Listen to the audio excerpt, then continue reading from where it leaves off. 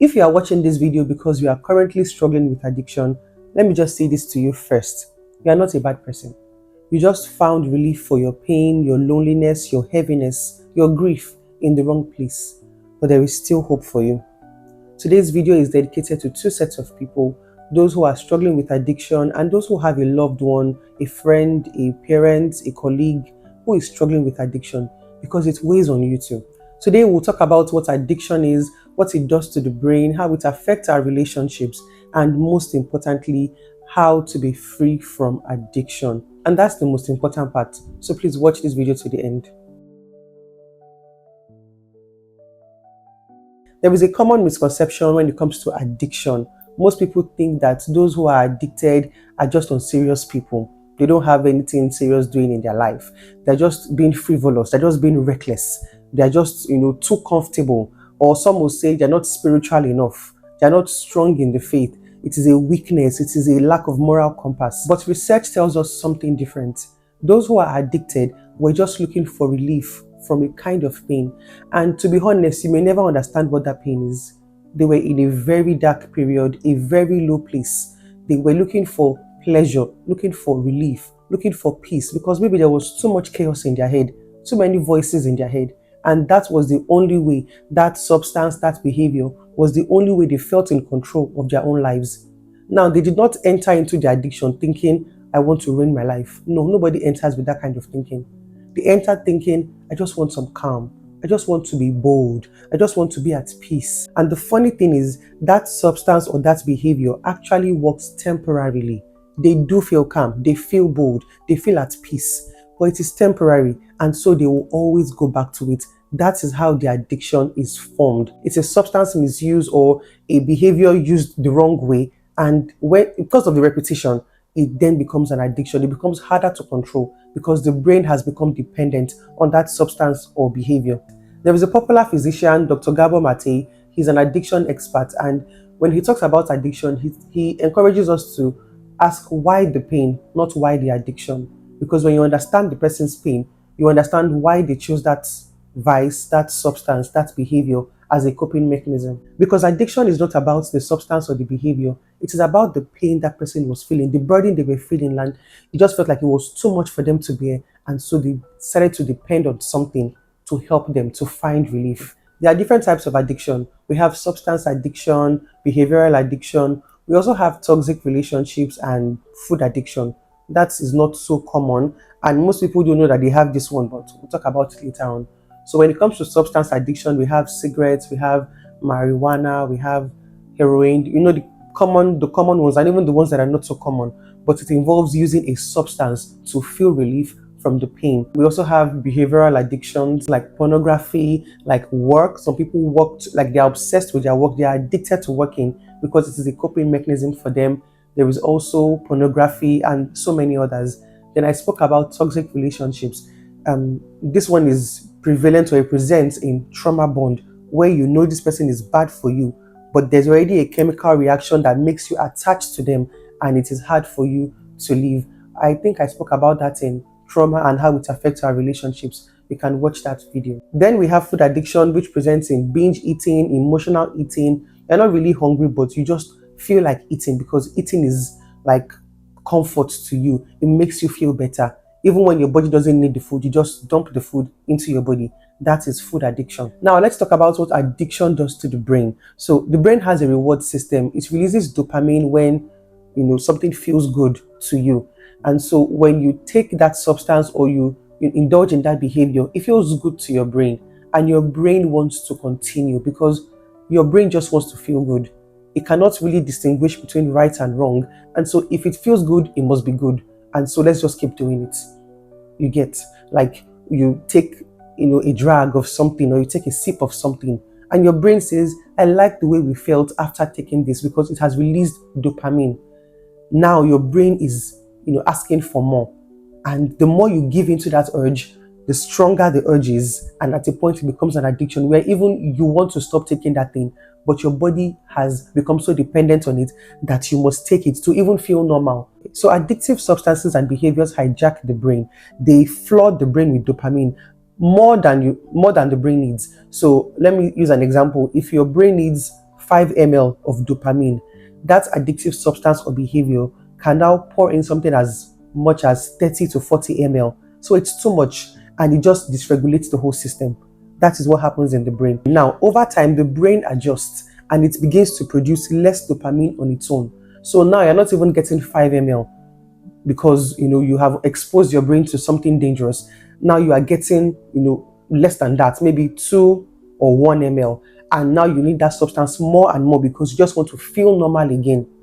So I think you can see how it builds up. So it's the continuous use is not about a one-time use. It's a continuous use that continues to flood the brain, and that is how normal things like food, like connection, like things that used to make you happy no longer make you feel happy until you have used that thing or indulge in that behavior. So those things don't feel enough anymore.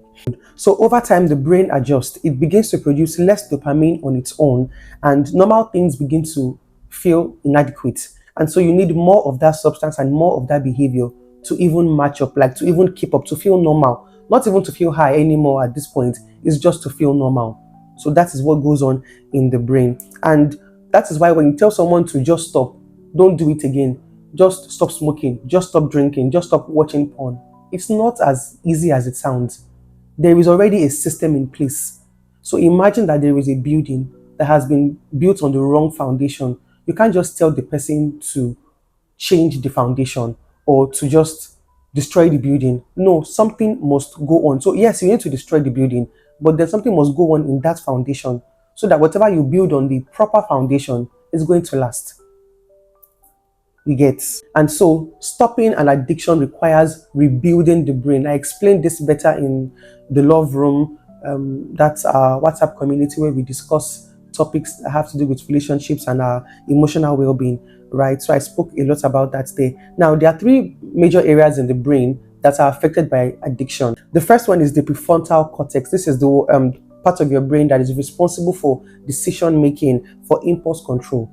And that part becomes weakened by addiction. So when there is a lack of impulse control, there's a lack of sound decision making. It's not really about them anymore, or their willpower, or what they can do or cannot do. The part of the brain that is supposed to make rational decisions has been altered. So you see why it's not easy to just say, stop, don't do it again. The second part of the brain is the amygdala. This is the emotional and stress response center. It becomes hyperactivated. So they are constantly stressed, constantly agitated, and they are dependent on that substance or behavior to make them feel better. The third part is the nucleus accumbens. I forgot this one on Tuesday, but I found it in my notes later on. So this is the reward center of the brain, and it has been wired around the addictive substance or behavior. So the reward center is now tied to the addictive substance, no longer the things that will make you feel happy before. So maybe before indulging in the drugs or in that behavior, you would take a walk, you will listen to music, you dance, you visit a friend, and you will feel okay. Now your reward center has been changed. Those things no longer work. Those things no longer serve you. You now need that substance or that behavior to feel good, to feel like you have rewarded yourself. So again, I have to say this, that addiction is not a character weakness. It is just a neurological thing just playing out. And the most important part, like I was saying earlier, is that it is reversible. Your brain is neuroplastic. If you have seen the video where I spoke about trauma and how your brain can change, let me just say it again. Your brain is neuroplastic. Think about it as hot rubber. If you have molded it into the shape of a cup, let me use this cup that I have here. You have molded rubber into this cup. Your brain has the ability to be remolded, so you can melt this rubber and make it into this, for example. I'm just trying to make it very clear to you. So your brain is not a fixed object that can never change, because the information you have in your brain is what has made you, who you are up to this point. Once you change that information, you have a different result. Like I said in that video, information in, information out, garbage in, garbage out, good in, good out. So your brain is neuroplastic and it can change. I want you to hold it in your right hand and left hand. Please hold it in both hands, because it is very important. Now let's move on to how addiction affects the person. See, before you judge this person or condemn this person for what they are doing or indulging in, please, I want you to know that they are already ashamed of what they are doing. There is the shame already. They already feel guilty. They may form nonchalant and I don't care and you can't tell me what to do. But deep down, they already feel the shame. They already feel the guilt. Because nobody wants to be controlled by a substance. Nobody wants to be controlled by a behavior where you have that strong impulse. You cannot control yourself anymore at that point. At the point of addiction, if it's substance abuse, it's not as strong. But once it gets to addiction, where the brain has become dependent on that substance or that behavior, they already feel bad. So please don't add to it. If you really want to help them, you will lead them to therapy. You will lead them to counseling. You won't insult them. You won't berate them. Please, I don't want you to forget that part. And so addiction already affects them. They know something is wrong. They know that they are hurting the people that they love. A husband who is addicted to pornography knows that his wife is suffering. He knows. He's fully aware. He may be in denial, like when it comes to other people. When people are challenging him, he may act like he doesn't know what's going on, but he knows that his marriage is suffering. So please be gentle with them. I'm not saying this to excuse the addiction. Please don't get me wrong. I'm saying that somebody is in pain, and this is the best way they know how to deal with that pain. What they need is just the right information to say the way you're going about it is wrong. It's affecting you as you can see. Let's try a different way. So please lead with compassion, not judgment. Lead with compassion and not judgment, please. And so they know that they are hurting people that they love, and there's an addiction cycle already involved. So they are in pain, they feel relief, then they feel shame. So it's like, I feel like I need a board at this point, but let's just do this. Okay, so let's say there is, or maybe I'll just put an image up, however. So this is the first point. This is the pain that they feel. The loneliness creeps in, and then from loneliness, they move to the substance, that behavior, the sex addiction, the pornography addiction, the weed, the alcohol, the thing they inject into their bodies, right? They use it. They feel relief temporarily. Remember I said at the beginning that the relief is temporary. They feel that temporary relief, then they feel guilt. Why am I doing this to myself? I'm hurting my wife. I'm hurting my children. I'm hurting my loved ones. I don't want them to keep complaining. They feel the guilt. But then it goes back to the pain. There is a reason why they feel the need to go back to that substance. That's why I said when you target the pain, you can target the healing rather. So from the pain, why do you feel this pain? Where is this loneliness coming from? Where is this aloneness coming from? Where is this grief coming from? Once you tackle the pain, you can tackle the rest of this cycle. Just have that in mind. All right. So what the person in addiction needs to know is that the shame, the guilt you feel will not set you free. It won't set you free from this pain because it leads back to the pain. Every time you feel the guilt, I'm sure you can relate. If you are watching me, you know that once you feel the guilt, it doesn't last long. You feel guilty for a few days, maybe even a few weeks max.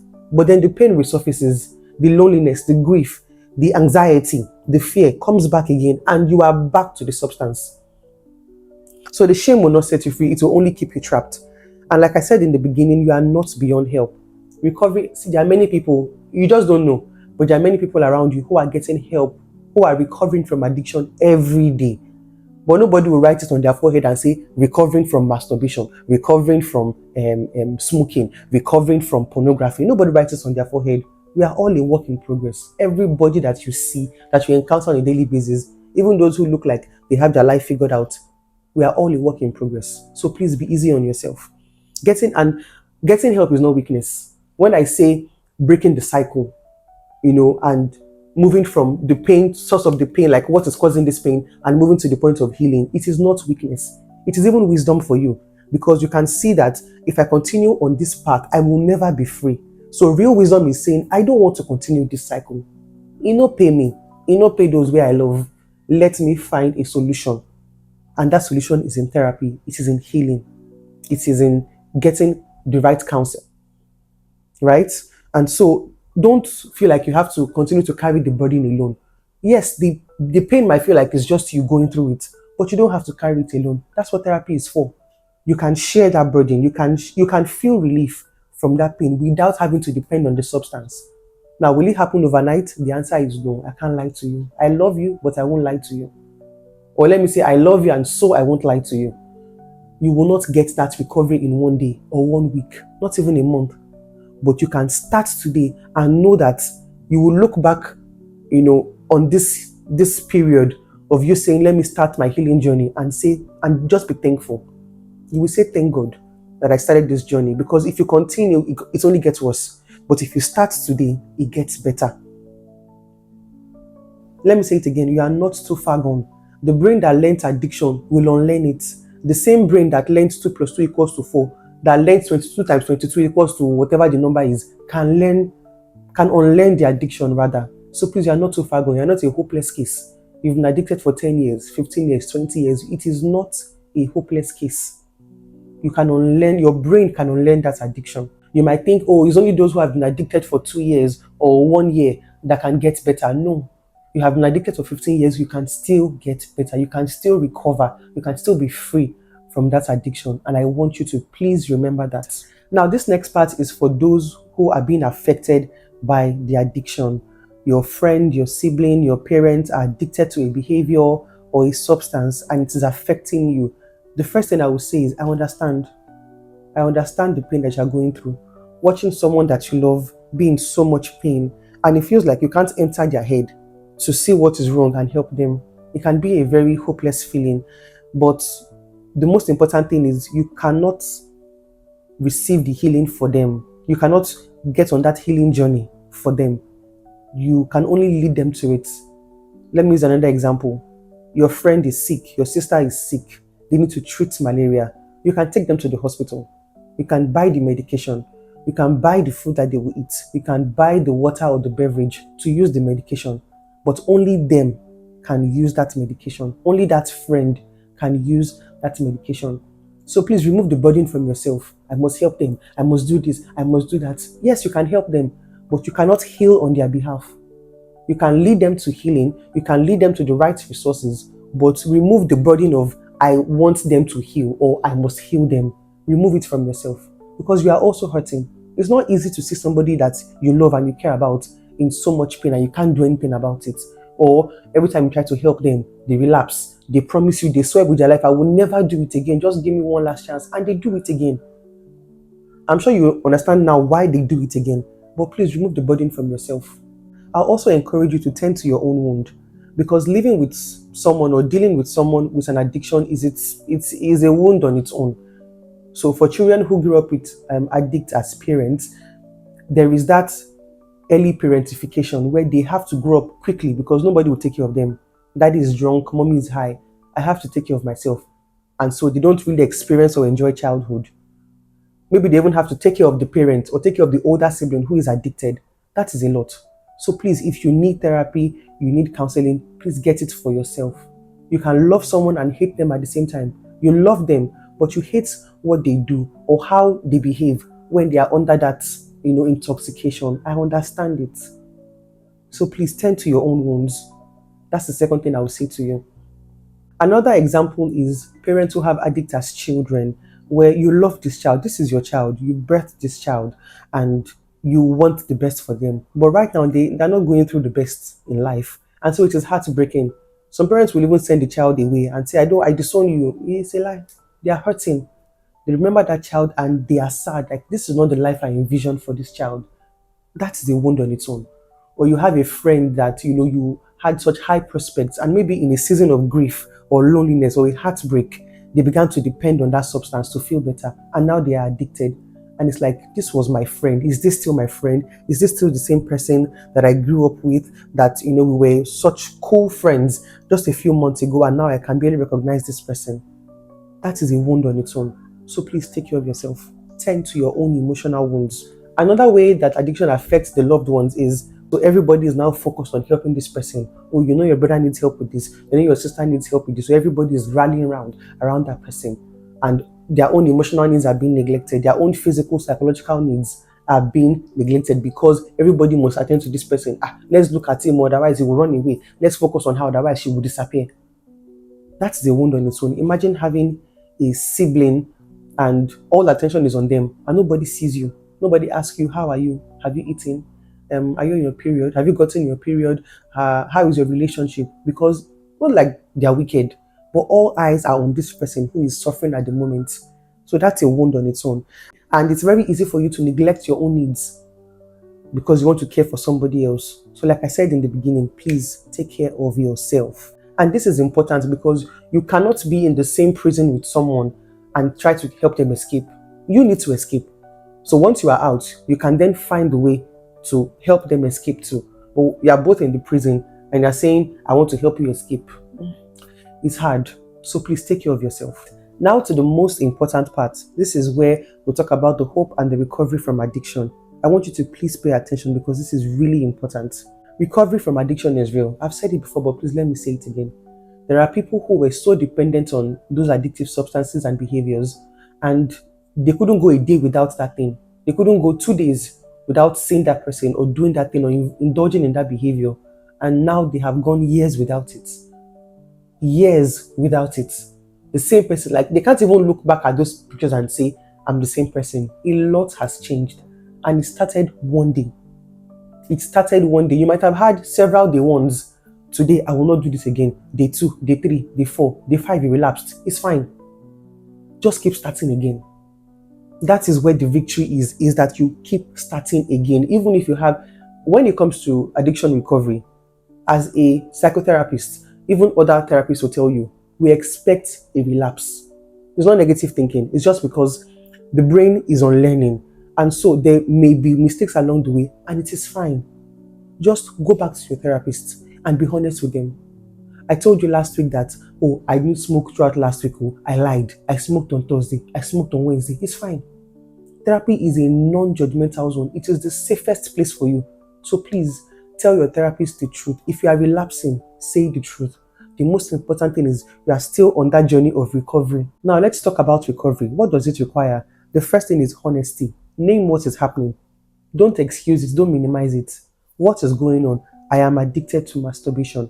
I am addicted to smoking. I am addicted to sex. I am addicted to eating. Name it.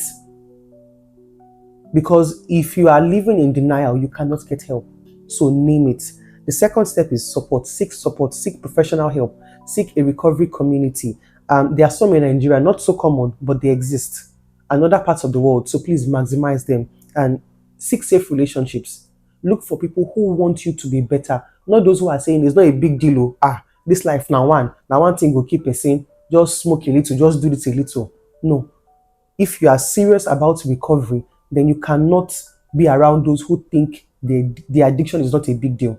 You need to be around those who want to help you, who are seeing the best in you, who are saying, yes, they are cheering you on. Yes, 2 days without it, fantastic. 3 days, wow. 2 weeks, wow. That is who you need in your corner. Not the person who is excusing it and minimizing that behavior or that substance use. That is who you need in your corner. The next thing that you require is time. I said this before, recovery is not linear. So setbacks are part of the journey. It doesn't mean that you are failing. No, it's part of the journey.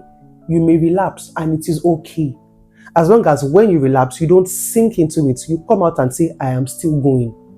It's like you're walking on the road and you step into a pothole. You can get your leg out of the pothole, the muddy water, and keep walking. But if you now sink into the hole and say, my leg is already stained, let me go sit down inside the water. No, there's no help there. You carry your potopoto leg from the water and you keep walking. You will rinse that leg along the way. So please, just keep walking. Don't ever stay stuck and say, I've relapsed again. What's wrong with me? Why is my life like this? Your life is not like, it's not anyhow. It's normal. Your brain is on learning and it is okay, right?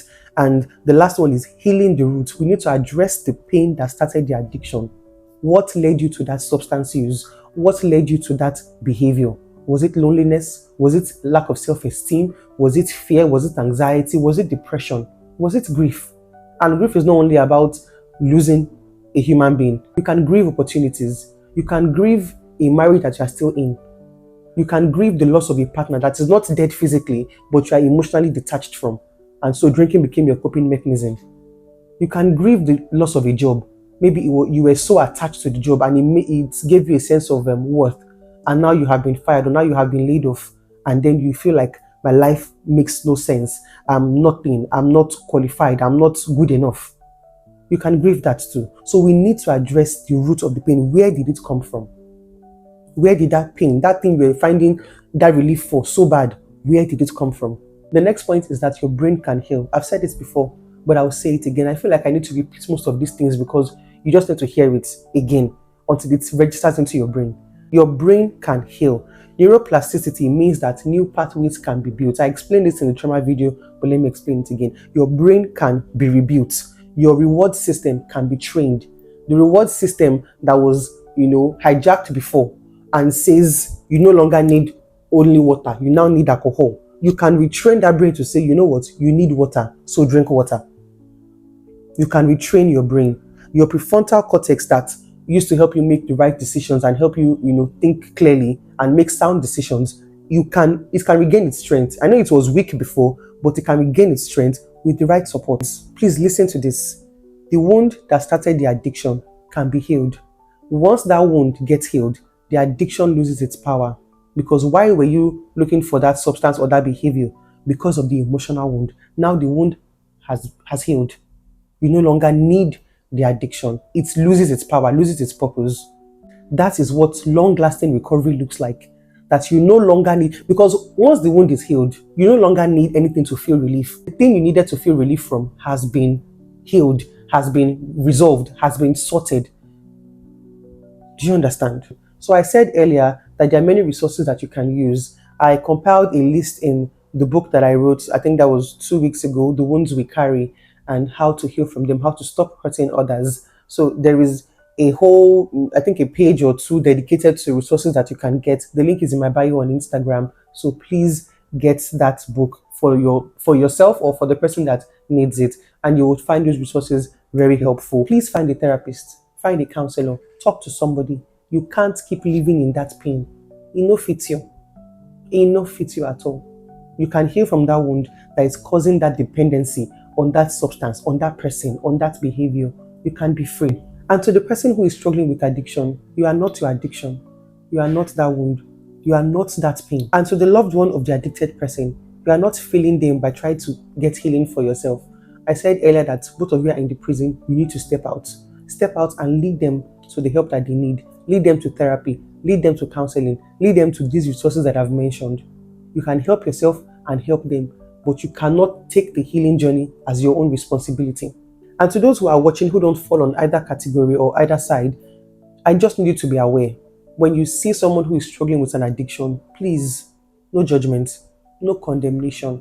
The fact that you were able to find a better coping mechanism to handle your own stress, your own loneliness, your own grief, doesn't make you a better person. You're not better than them. You just found a better way to help yourself. And that's compassion I'm asking you to have towards them should lead you to helping them, in the sense that you lead them to where they can get help. So it's not judgment they need or condemnation. Trust me, they have plenty of that. They already have enough shame and guilt to last a lifetime. So when you see someone or you encounter someone who is struggling with addiction or somebody who has a loved one who is addicted, let your heart be full of compassion towards them and try to get them the right resources that they need. Please share this video with your friends, your family members, and your loved ones. We need to know better so that we can do better. For those who are struggling with addiction, for those who have someone who is struggling with addiction, it's not easy on either side. And what they need is your compassion, not your judgment. We need more people to know that this thing is not a lack of spiritual growth or a cause, it is just a place of pain for that person. And once they receive the healing for that pain, they will become better. Please like this video and share it like I said. Drop your comments, your questions if you have any in the comment section. I'll be reading them and I'll take note of that.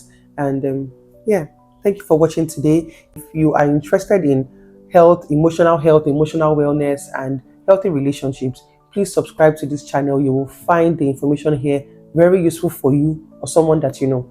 Don't forget that the link to buy the book on trauma and addiction is in my bio, on my Instagram bio. You will find it useful. Somebody around you will find it useful. So please click that link today and purchase your own copy. I'll see you next week. Thanks for watching. Bye.